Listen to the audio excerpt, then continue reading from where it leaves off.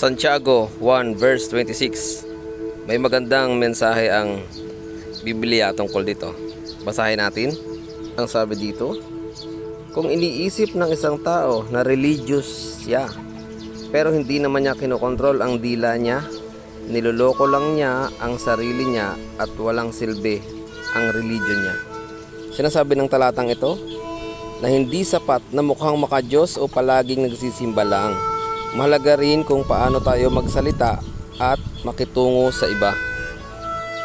Paano nga naman yun kung simba ka ng simba pero hindi naman nakikita sa iyo yung pagiging magandang example, yung hindi nakikita sa iyo yung magandang ugali. So paano yun? Ibig sabihin ay hindi nagbubunga yung relasyon mo sa Diyos. Ibig sabihin yung magandang mensahe ng Biblia ay hindi naiisa buhay, kasi dapat kapag ikaw ay relihiyoso, dapat mapagbigil na sa sarili.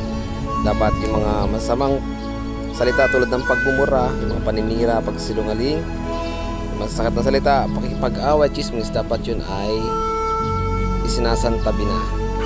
Dapat ay hindi mo na ginagawa yung mga ganun. Ang ibig sabihin nun, hindi tunay na nakikita sa buhay niya ang pagsunod sa Diyos. So dapat kapag totoong Kristiyano ay hindi na nakikita sa kanya yung mga ganong pag-uugali.